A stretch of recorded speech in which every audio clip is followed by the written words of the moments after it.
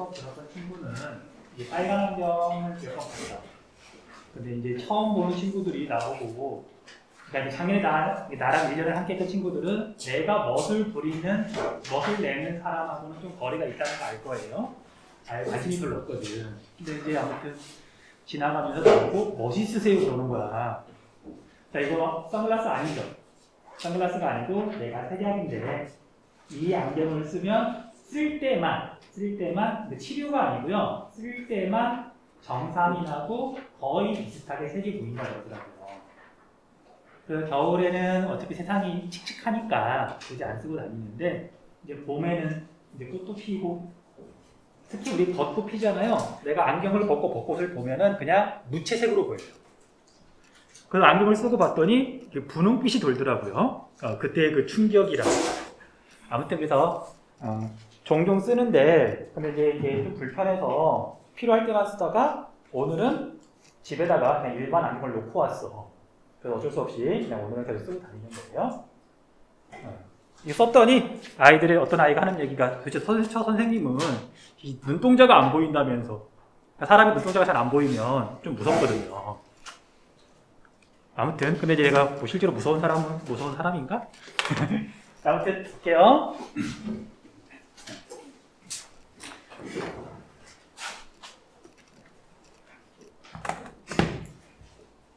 자, 뜬금없지만 우리 학교 언제쯤 벚꽃 필까? 아직 안 폈잖아요. 벚꽃이 언제쯤 필까? 올해 혹시 2월달, 3월달이 작년하고 비교하면 좀 따뜻했던 것 같아? 아니면 더 추웠던 것 같아? 작년하고 비교해보면 이제 인생 경험치가 좀 쌓이잖아요. 그럼 이제 좀 느낌이 와요. 아, 올해는 조금 추웠구나. 아니, 올해는 조금 덜 추웠구나. 올해 2월달이 특히 예년보다 조금 더 기온이 낮았었거든요. 그래서 벚꽃이 작년보다 늦게 피고 있어요. 필 거예요. 그래서 별일 없으면 한 4월 4일, 5일 되면 되게 이렇게 자, 우리 뒤에 불 한 번만 꺼줄래? 뭐 나온 김에 우리 잠깐만 보고 볼게요.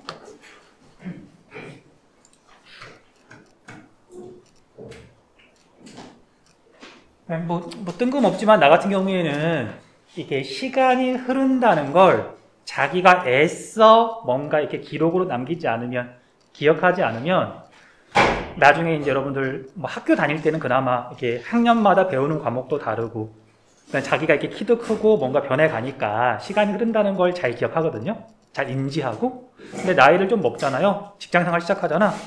그러면 20대, 30대 사람은 거의 안 변해요. 뭐 키가 크는 것도 아니고. 하루 일과가 뭐 맨날 똑같아요. 배우는 과목이만 달라지는 것도 아니고 하는 일 대부분 또 하고 또 하고. 그래서 내가 자기가 애써 노력하지 않으면 그냥 어느 순간 정신을 차려보면 시간이 훅 지나 있거든요.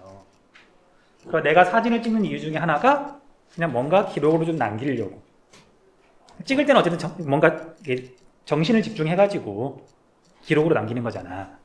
그래서 뭐 별건 아니고요. 본 친구들도 있을 것도 같은데 유튜브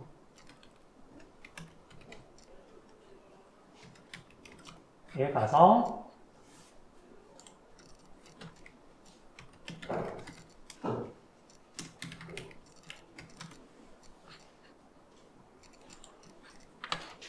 그 다음에 동영상에서 어디 갔지? 2020년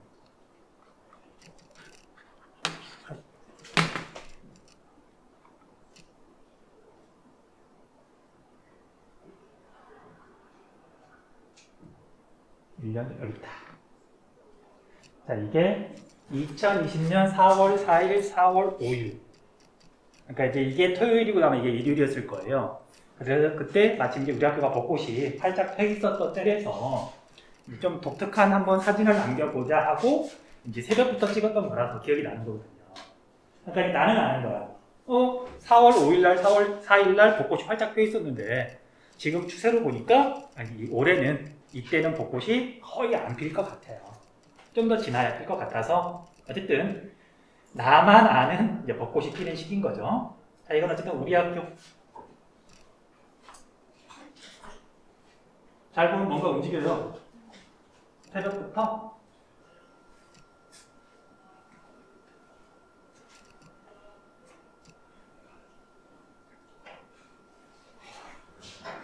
거꾸로 도신다?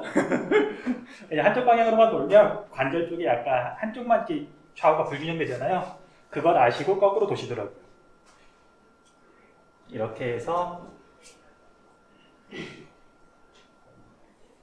자, 이런 사진 기법을 뭐라고 불러? 혹시 알아요? 타임랩스. 그리고 뭐 이렇게 여러분들 뭐 말한다 그래서 뭐 이렇게 많이 갈 것 같지는 않은데 각도상 보면은 여기 앞에 있는 옆에 있는 아파트에서 찍은 거거든요. 근데 여기가 복도식으로 돼 있어서 이렇게 아무나 올라갈 수 있더라고요. 물론 이제 사진 찍는다고 앞에 막 시끄럽게 떠들면 안 되고 조용히 한 새벽 4시 반쯤에 올라가가지고 금방 빼세워놓고 이렇게 촬영했던 사진이에요. 그러니까 기억을 하는 거고. 아무튼 일주일 좀 더 지나서 한 열흘쯤 지나면 벚꽃이 활짝 필 거라는 거. 왜 이렇게 상태가 안 좋냐. 끄자.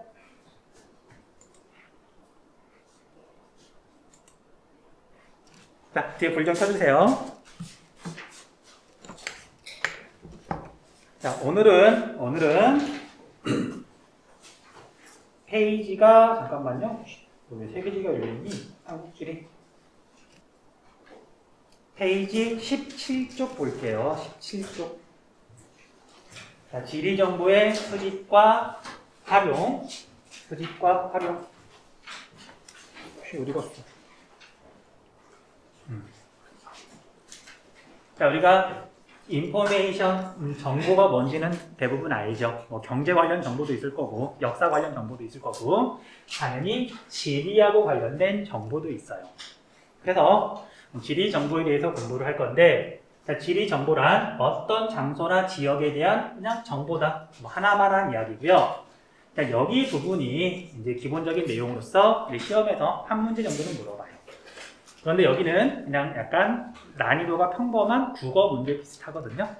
그래서 그냥 개념 정도만 이해하면, 그리고 문제 한두 번 풀어보면 감이 잡힐 거예요. 자, 지리 정보는 크게 3가지가 있다. 3가지가 있다. 첫 번째 지리정보 유형 종류에는 공간 정보라는 게 있어요. 우리가 공간이라는 말 일상생활에서도 많이 쓰잖아요. 뭐 나만의 공간, 우리의 공간, 뭐 그런 말 많이 쓰잖아요. 그래서 지표면에서 장소나 현상의 위치 및 형태에 대한 정보라고 이렇게 나와 있는데, 자, 이게 구체적으로 표시가 될 때는 보통 이렇게 나타나요. 자, 우리가 위치를 나타낸다. 위도 또는 경도를 이용해가지고 위치를 나타내는 방법이 일단 대표적이죠. 자, 서울의 위치는 어떻게 되느냐? 그럼 위도 몇 도, 경도 몇 도? 그렇게 위치를 나타낼 수가 있잖아. 그래서 위도, 경도 줄여가지고 경위도라고 하거든요. 경위도. 어쨌든 위도, 경도가 있고요. 그 다음에 형태에 대한 정보라고 되어 있는데, 자, 우리가 서울의 모양이 어떻게 생겼느냐? 행정구역? 그럼 우리가 서울의 행정구역을 이렇게 그릴 수가 있잖아요. 그래서 면을 이용해가지고 우리 한반도가 어떻게 생겼는지 형태를 나타낼 수가 있는 거고요. 그 다음에 도림천이 어떻게 생겼는지, 어떻게 흘러가는지 선을 이용해서 형태를 나타내기도 하고요. 그 다음에 단순하게 그냥 점을 이용해가지고 위치를 나타내기도 해요. 자, 우리가 지구를 유만하게 표시하게 되면은 여기에서 우리 서울이 어디에 있느냐? 위치를 점으로 밖에 표시를 할 수가 없는 거죠. 서울의 모양을 여기다 그릴 수가 없잖아. 그래서 점이나 선이나 면을 이용해서, 그 다음에 위도와 경도를 이용해서 지표면의 위치와 형태에 대해서 나타내는 정보를 공간 정보라고 한다. 넘어갈게요. 그 다음 속성 정보는, 자, 속성이라는 말은 또 어려운 말은 아니죠. 특성, 성격이 어떻게 되느냐. 그래서 어떤 공간에 대해서 이야기를 했으면 얘의 속성이 어떻게 되느냐. 자, 이게 서울이라 그런다면 서울의 인구는 몇 명이나 되는지, 서울의 뭐 자동차 등록대 수는 어떻게 되는지, 뭐 서울의 땅값은 평균적으로 어떻게 되는지, 뭐 기타 등등 여러 가지 정보가 있잖아요. 그런 걸 속성 정보라고 불러요. 어떤 공간의 특성, 그걸 나타내는 정보가 되겠죠. 그 다음 마지막으로 관계 정보는, 자, 우리가 관계라고 하는 건 혼자서 관계를 맺을 수는 없죠. 쉽게 말하면 관계라고 하는 건 공간과 공간이 어떻게 서로 관계를 맺고 있느냐, 어떻게 영향을 주고받고 있느냐, 그걸 말하는 거예요.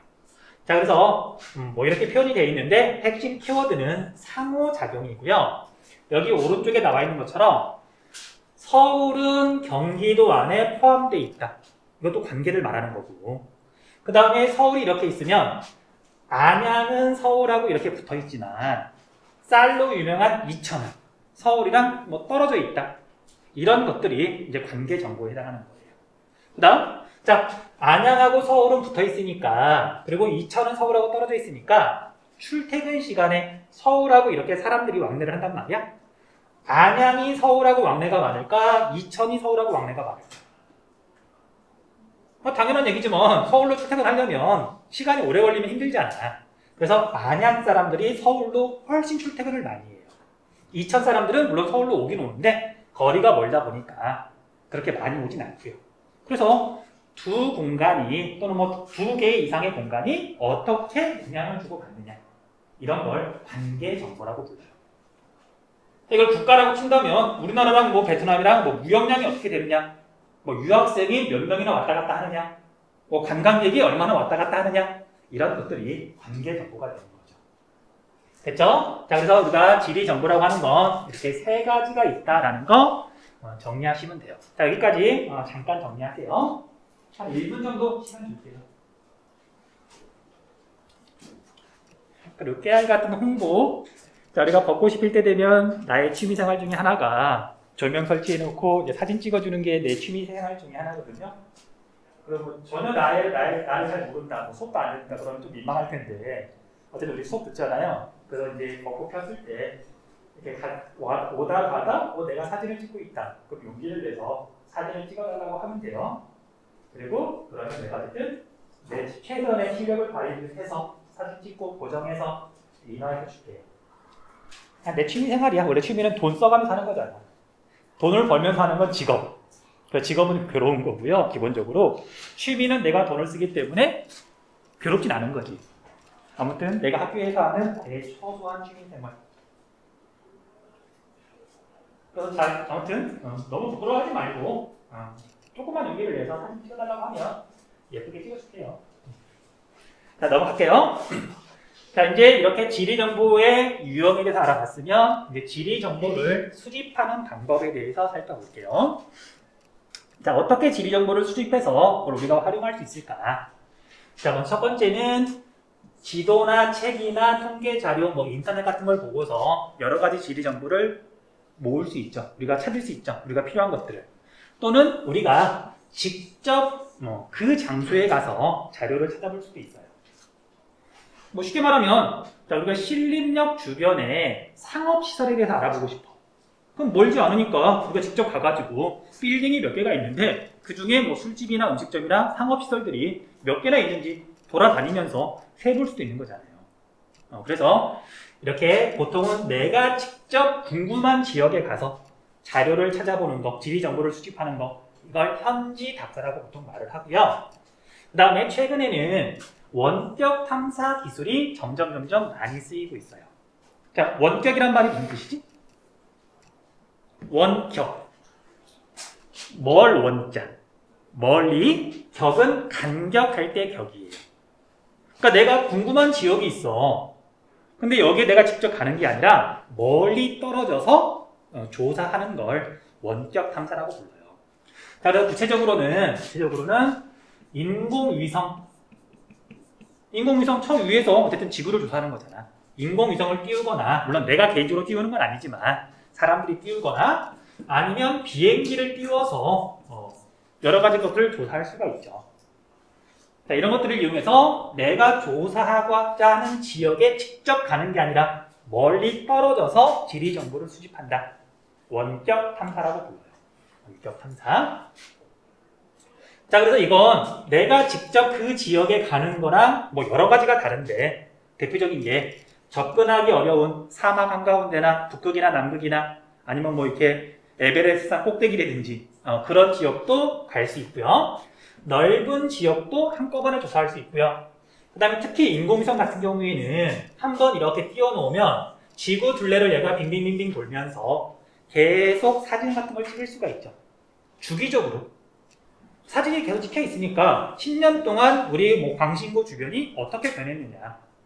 뭐 이렇게 건물들이 새로 생겼을 수도 있고, 그 다음 우리 기억나는지 모르겠지만 우리 광신중학교 나온 친구들은 알 거예요. 원래 우리가 여기 외벽이 약간 불구죽죽 해가지고 그런 이미지였다가 이거 공사한 지 얼마 안 됐잖아.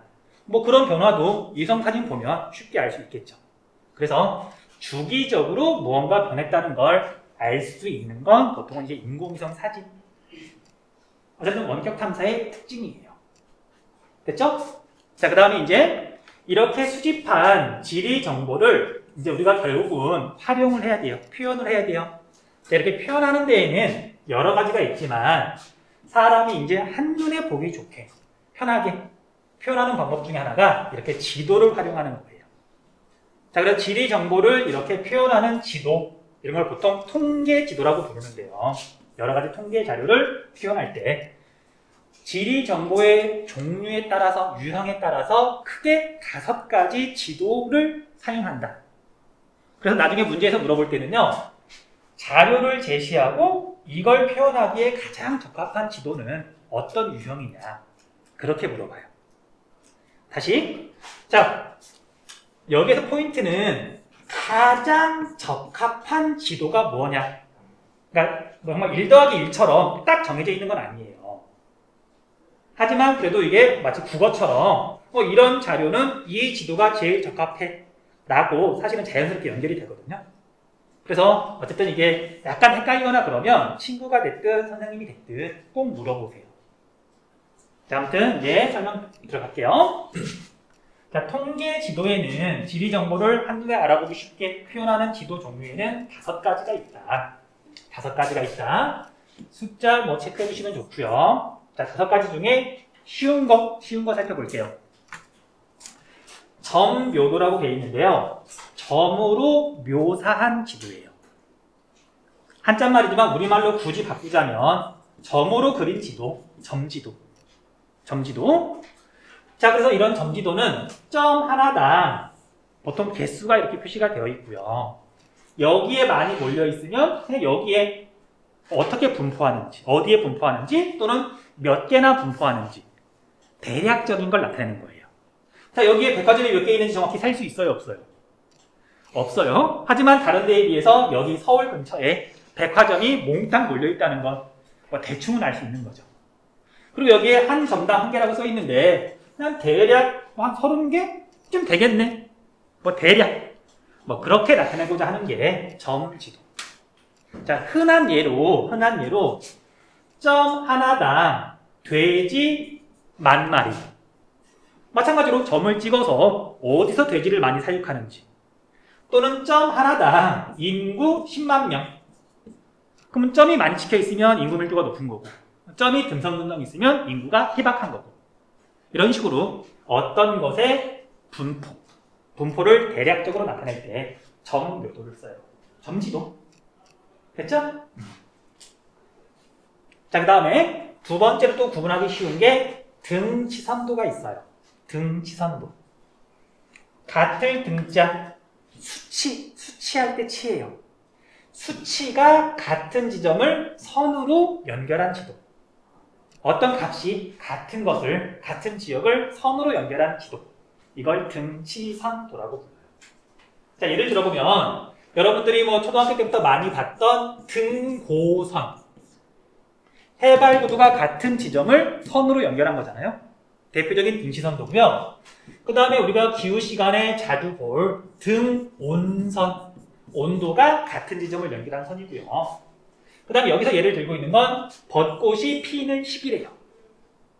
그러면 벚꽃은 남쪽부터 이렇게 피면서 올라오잖아요. 그래서 여기 선을 보면 이렇게 선이 그어져 있는 지점은 벚꽃이 같은 시기에 피는 거잖아. 자, 얘 같은 경우에는 2015년인데 2015년에 서울은 4월 10일 날 벚꽃이 폈네요. 그렇잖아? 어쨌든 그래서 이런 등치선도가 있다. 뭐 얘는 되게 쉬워요. 점묘도도 쉽고 그러겠죠? 자, 그 다음에 세 번째로 유선도 볼게요. 유선도. 자, 유선도가 뭐냐라고 물어보면, 유선이 뭐냐고 물어보면 학생들이 선이 있다라고 대답을 하더라고요. 물론 여기도 선이 있지. 이 유자는 있을 유자가 아니고요. 흐를 유자예요. 선이 흐른다. 선이 있는데 흐른다는 얘기는 화살표란 얘기고요.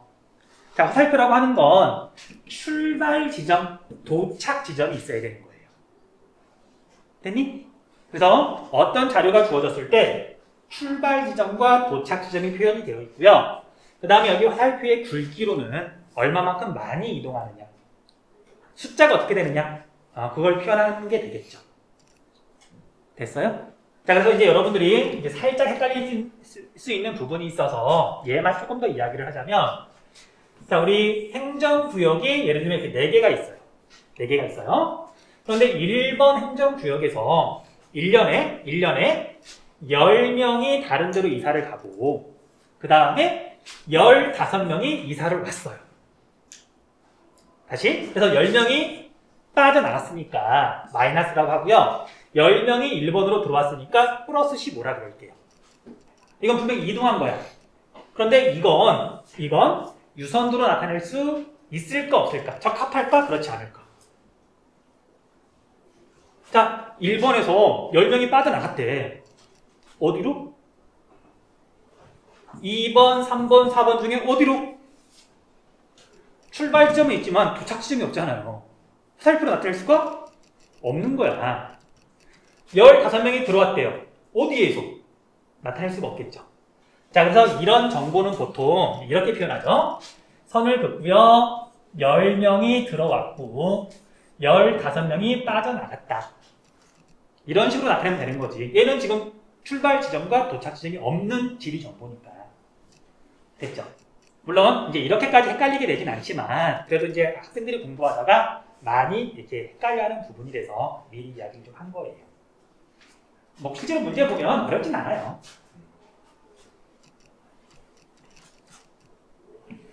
자, 그 다음에 단계 구분도 볼게요. 단계 구분도. 자, 단계 구분도는 글자 그대로 지리 정보를 모았더니 어쨌든 여기서부터 여기까지 쭉 뭔가 분포가 되어 있어요. 근데 이걸 대략적으로 구분하고 싶은 거야. 되게 수치가 높은 곳, 뭐 중간, 그 다음에 낮은 곳. 그런 대략적인 어떤 수치의 그런 양상? 그런 정도만 보고 싶을 때 이 값을 몇 개의 단계로 구분해서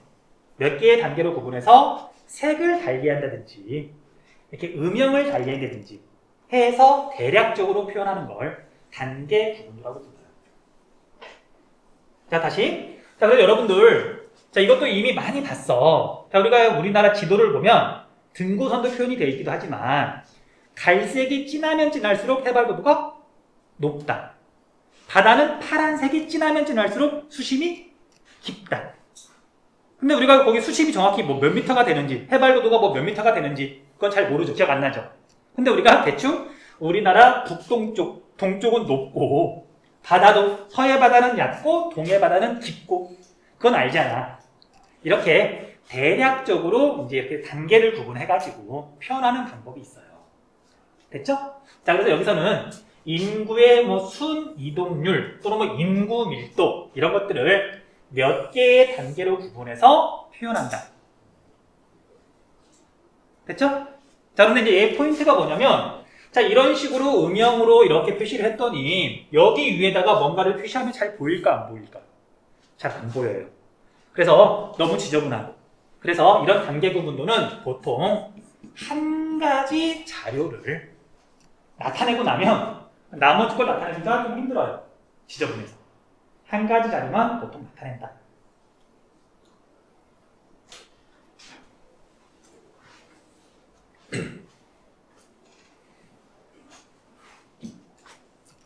자, 이제 지금까지 설명한 거 외에 자료가 좀 복잡하고 점묘도, 유선도, 단계 구분도, 등치선도 이 4가지로 나타내기에 다 애매해. 그럴 경우에는 이제 얘로 나타내면 어떨까? 한번 생각해보고 적용해보면 돼요. 그래서 마지막으로 여러 가지 자료를, 좀 복잡한 형태의 자료를 여러 가지 도형을 써서 나타내는 이런 지도를 도형 표현도라고 불러요. 자, 예를 들면 볼게요. 예를 들면 행정구역이 4개가 있어요. 4개가 있어요. 그런데 이제 각 지역마다 인구밀도 다르고 뭐 특색이 달라. 그런데 각 지역별로 초등학생 몇 명, 중학생 몇 명, 고등학생 몇 명, 그리고 총 학생 수는 몇 명이나 되는지 나타내고 싶어. 그럼 어떻게 할까? 초등학생은 빨간색, 뭐 중학생은 파란색, 고등학생은 노란색 점으로 찍어가지고 막 표시를 해요. 정신산업적. 물론 그렇게 하면 나타낼 수는 있겠지. 그런데 그렇게 점을 찍으면 차라리 그냥 표로 이렇게 제시해주는 게 오히려 더 쉽지 않을까? 그래서 이런 경우에는 이제 이렇게 나타내는 거죠. 이 행정구역은 초등학교 몇 명, 중학교 몇 명, 고등학교 몇 명. 그 다음에 여기 행정구역은 상대적으로 인구가 적어서 이런 식으로 나타내게 되면 도형을 써서 나타내긴 하는데 여러 가지 자료를 알맞은 형태로 다양하게 표현할 수가 있는 거잖아요. 다시 얘가 도형 표현도가 적합해. 물론 나처럼 지리를 이제 10년 넘게 가르쳤으면 얘는 그냥 도형 표현도로 나타내면 되겠네. 딱 보이지만 여러분들이 약간 애매할 수도 있어요. 그럴 때는 점지도가 적합한지 아닌지, 등치선도, 유선도, 단계 구분도가 적합한지 아닌지 따져보고 아니네 싶으면 도형 표현도가 적합하지 않을까 한번 생각해 보라고요. 그러면 더 헷갈릴 거예요. 자, 여기까지 설명했고요. 잠깐만 있다가 이제 우리 지리정보 시스템 이야기하고 오늘 수업은 마칠게요.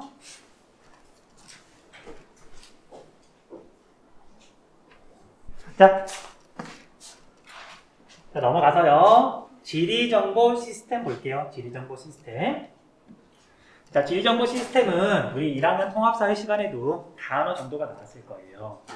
자, 지리정보를 모았어. 그리고 뭐 이제 옛날 같으면 지리정보의 양이 많지 않으니까 사람이 일일이 뭐 지도를 그리거나 뭐 통계 지도를 뭐 작성하거나 그랬을 텐데 지금은 뭐 인공위성이나 항공기나 아니면 뭐 이렇게 인터넷을 뒤져봐도 지리정보의 양이 너무 많으니까 사람이 일일이 할 수가 없잖아요. 그래서 컴퓨터를 이용해가지고 지리 정보를 어떻든 처리하는 전체적인 어떤 체계를 지리 정보 시스템이라고 불러요. 지리 정보 시스템. 영어로는 Geographic Information System, GIS라고 보통 부르기도 해요. 지리 정보 시스템. 자, 그래서 이런 걸 지리 정보 시스템이라고 하고요. 그 다음 장점 및 활용이라고 되어 있는데 컴퓨터를 이용해가지고 굉장히 빠르고 정확하게 지리 정보를 처리할 수 있다. 빠르다. 그다음 다양하게 변형이 가능하다. 이미 사람이 손으로 그려버리면 뭐 고칠 수가 없잖아요. 그에 비해서 디지털 자료니까. 그런데 주로 활용하는 건요, 중첩 분석을 이용해가지고 가장 알맞은 지점을 찾는데 많이 이용을 해요. 중첩 기법 또는 중첩 분석. 자, 우리 오른쪽에 보면 중첩 분석에 대해서 설명을 하고 있는데요. 자, 여러분들 중첩이 무슨 뜻이죠? 중첩. 겹친다는 뜻이죠. 뭔가 겹쳐있다. 자, 그래서 어떤 조건들이 붙을 경우, 자, 예를 들면 우리 관악구에 대형 문화센터를 짓고 싶어요. 그럼 여러 가지 조건을 따져야 되잖아. 뭐 인구 밀도도 따져야 되고, 이왕이면 사람들이 좀 많이 사는 곳에 짓는 게 낫지 않을까? 그 다음에 교통이 좀 편리해야 되겠죠. 그러니까 큰 도로에서 가까운 곳에 짓는 게 낫지 않을까? 라든지, 또는 경사가 되게 급한 곳은 아무래도 짓기 좀 힘들겠죠. 그러니까 그런 것들 조건들이 있을 때 가장 알맞은 지점을 어떻게 찾는 게 제일 빠를까? 자, 이게 중첩 분석을 이용하면 조금 쉽게 할 수 있어요. 어떻게 하는 거냐면, 자, 첫 번째 조건을 투명한 레이어, 투명한 층에다가 표현을 해요. 그럼 여기를 만족하는 지점이 이렇게 표시가 될 거예요. 나머지는 투명하고. 그 다음에 두 번째 조건, 뭐 교통이 얼마나 편리하냐 점수를 매겨가지고 얘를 봤더니 뭐 여기가 제일 적합해. 그 다음 뭐 세 번째 조건, 그럼 또 여기도 뭔가 표시가 되겠죠. 이걸 나중에 그냥 이렇게 겹쳐서 보면 서로 공통된 부분을 쉽게 찾을 수가 있잖아.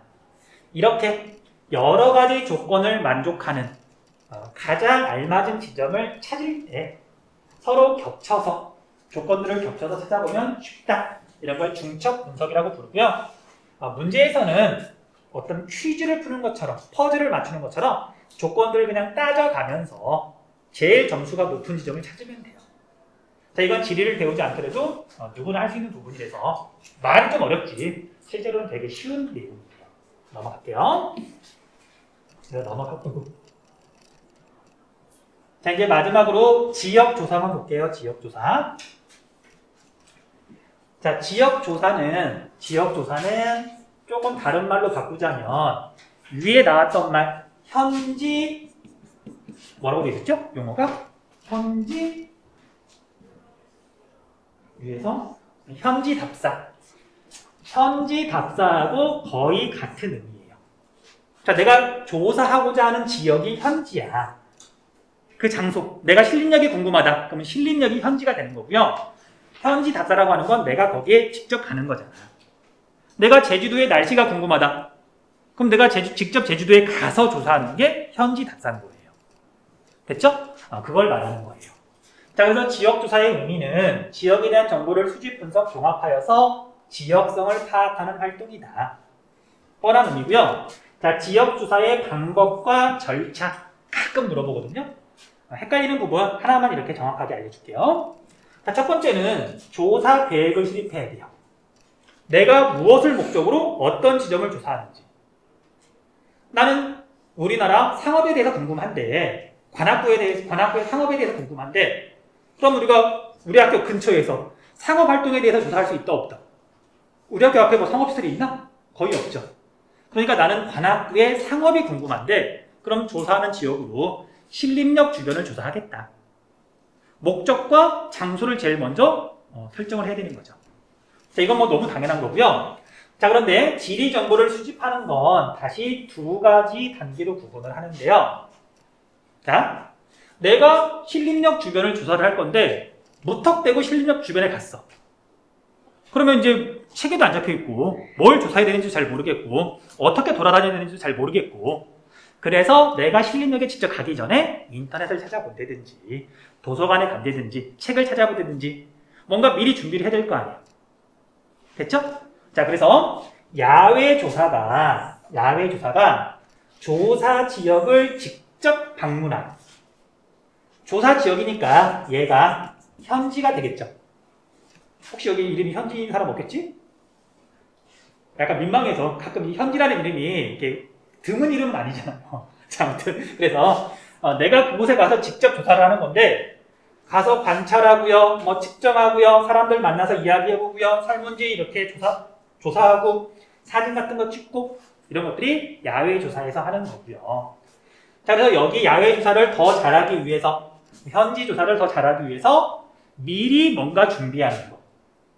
자, 그래서 실내 조사라고 되어 있지만 현지에 가기 전에 또는 갔다 와서도 마찬가지예요.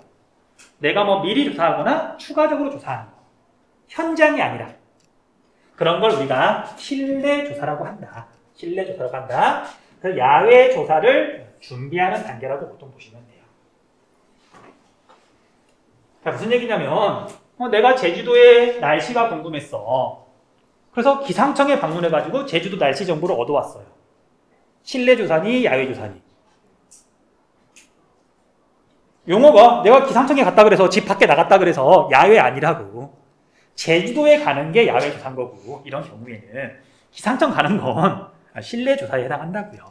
용어가 조금 헷갈릴 수가 있어가지고 야외 조사는 현지 조사, 실내 조사는 그냥 사전 준비. 그렇게 연결을 시켜 놓으시면 헷갈리지 않을 거예요. 뭐 그 정도만. 자, 그래서 지리 정보를 이렇게 모았으면 이걸 분석하는 거죠. 분석해서 통계 지도도 그리고 그래프도 그리고 뭐 표를 만들기도 하고요. 그 다음에 마지막으로 보고서를 작성하게 되면 완벽하게 지리 조사가, 지역 조사가 끝나게 되는 거죠.